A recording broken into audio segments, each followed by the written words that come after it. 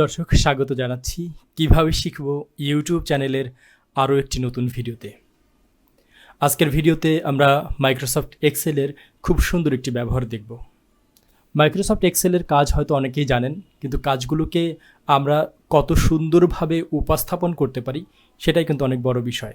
আপনি যখন বড় বড় কোনো প্রতিষ্ঠানে কাজ করবেন, তখন আপনার ছোট ছোট কাজগুলোকে যখন আপনি সুন্দর করে উপস্থাপন করতে পারবেন, তখন কিন্তু আপনার যে বস থাকবে সে কিন্তু আপনার প্রতি একটি অন্যরকম দৃষ্টিতে তাকাবেন এবং আপনার যে কোনো প্রয়োজনে আপনি আপনার বসকে আপনার পাশে পাবেন। তাহলে বন্ধুরা চলুন আর কথা না বাড়িয়ে আজকের ভিডিও শুরু করি। দর্শক, আমি মাইক্রোসফট এক্সেলের একটি স্প্রেডশিট ওপেন করেছি।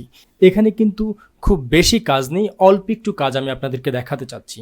আর সেটা হলো, আপনারা যদি একটু লক্ষ্য করেন, আমি এখানে শুধুমাত্র কয়েকটা সংখ্যা লিখে রেখেছি, যেমন ফার্স্ট, সেকেন্ড, থার্ড, ফোর্থ। এরকম কিন্তু আমাদের বিভিন্ন সময় বিভিন্ন রিপোর্টের মধ্যে এই তথ্যগুলো লিখতে হয়। তো এখন এই তথ্যটা আপনি যখন লিখেন সেটা কীরকম হয়? সেটা হয় যে আমাদের ঠিক এরকম, যেটা আমরা নর্মালি লিখে থাকি। কিন্তু যখন আপনি আপনার এই তথ্যগুলোকেই ডান পাশের যে কলামটি আমরা দেখতে পাচ্ছি, সেই কলামে যে তথ্যগুলো রয়েছে, এরকম করে যদি আমরা আমাদের এই যে তথ্যগুলো এভাবে উপস্থাপন করি, এটা কিন্তু দেখতে একটু সুন্দর লাগে এবং এটাই কিন্তু নিয়ম। আপনি যখন কোনো serial number first, second, third এভাবে লিখবেন, তখন কিন্তু এই যে এসটি সংখ্যাটি বা সেকেন্ড, এই যে এনডি শেষে যে আমরা এই শব্দের শর্ট ফর্মগুলো লিখি, এই শর্ট ফর্মগুলো কিন্তু আমাদেরকে এরকম সুপারস্ক্রিপ্ট করে লিখতে হয়। তাহলে বন্ধুরা, এইটা আমরা কিভাবে লিখব? এই কাজটি করতে গেলে যে খুব বেশি কাজ করতে হয় এমনটা কিন্তু নয়।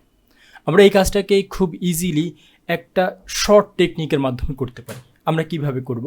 আমরা এই বাম পাশের কলামের যে তথ্যগুলো ছিল সেই তথ্যগুলো মুছে ফেললাম।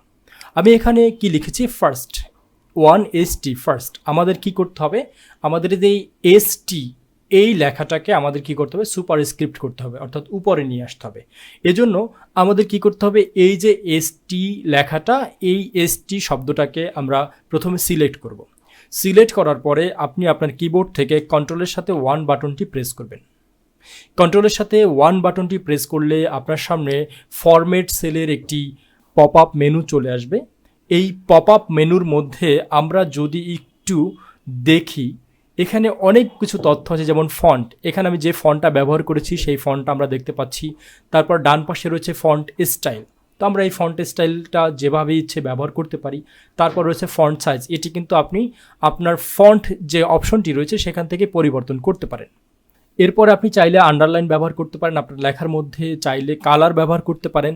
সেগুলো কিন্তু আমরা আমাদের ফন্ট অপশন থেকে চেঞ্জ করতে পারি। আমাদেরকে যেটা করতে হবে, আমাদের এই লেখাটার মধ্যে একটি ইফেক্ট ব্যবহার করতে হবে, সেটি হচ্ছে সুপারস্ক্রিপ্ট এফেক্ট। তো আমরা এই ইফেক্টস অপশনের মধ্যে একটা অপশন দেখতে পাচ্ছি, সেটি হচ্ছে সুপারস্ক্রিপ্ট, যেটি মাঝখানে রয়েছে। আমরা যদি এই সুপারস্ক্রিপ্টের মধ্যে এখানে টিক মার্ক করি, টিক মার্ক করার পরে আমরা যদি এখান থেকে জাস্ট ওকে প্রেস করি, তাহলে দেখেন বন্ধুরা, এটা কিন্তু ম্যাজিকের মতন আমাদের যে এসটি লেখাটি ছিল সেই টেক্সটটা কিন্তু উপরের দিকে উঠে গেছে। তো এখন আমরা এটাকে যদি জাস্ট ড্রাগ করি, তাহলে আমরা দেখতে পারবো যে আমাদের এর আগের যে লেখাটি ছিল সেই লেখাটিতে যে এসটি, এনডি, আরডি, টিএইচ এই যে লেখাগুলো ছিল সেটি ছিল আমাদের সংখ্যার সমান সাইজের। এখন কিন্তু যে লেখাগুলো আমরা লিখেছি সেই লেখাগুলো শুধুমাত্র সংখ্যাটাকে এখানে রেখে বাকি যে তমর যে সংখ্যা বা ক্রমবাচক যে চিহ্ন, সেই ক্রমবাচক চিহ্নটাকে কিন্তু উপরের দিকে নিয়ে এসেছে। তো আশা করি বন্ধুরা আজকের এই ছোট্ট ট্রিকটি আপনার ভালো লেগেছে। আমরা যখন এই ধরনের কোনো রিপোর্ট ক্রিয়েট করব, যেমন সেটা হতে পারে পরীক্ষার রেজাল্ট, সেটা হতে পারে আপনার যে ক্লায়েন্টগুলো রয়েছে সেই ক্লায়েন্টদের মধ্যে কে কত বেশি আমাদেরকে প্রফিট এনে দিয়েছে, সেই ধরনের রিপোর্ট আমরা যখন করব সেখানে ফার্স্ট, সেকেন্ড এভাবে কিন্তু আমরা দিতে পারি। আশা করি আজকের এই ছোট্ট ট্রিকটি আপনার ভালো লেগেছে। যদি আজকের এই ছোট্ট ট্রিকটি ভালো লেগে থাকে, তাহলে অনুরোধ করব এই ভিডিওটির কমেন্ট বক্সে অবশ্যই আপনার সুন্দর একটি মতামত দিয়ে যাবেন এবং আমাদের ভিডিওর ব্যাপারে যদি আপনার কোনো অভিযোগও থাকে সেগুলোও কিন্তু আমাদের এই ভিডিওর কমেন্ট বক্সে দিয়ে যেতে পারেন।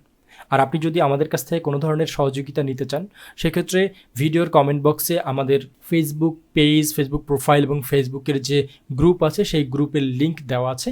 আপনারা চাইলে এই লিঙ্কগুলোতে ক্লিক করে আমাদের সাথে যোগাযোগ করতে পারেন।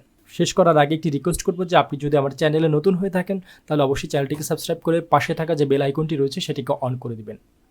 পরবর্তীতে কিভাবে শিখবো ইউটিউব চ্যানেলের ভিডিও দেখার আশা রেখে এখানে শেষ করছি। সেই পর্যন্ত সবাই ভালো থাকুন, সুস্থ থাকুন। আল্লাহ হাফেজ।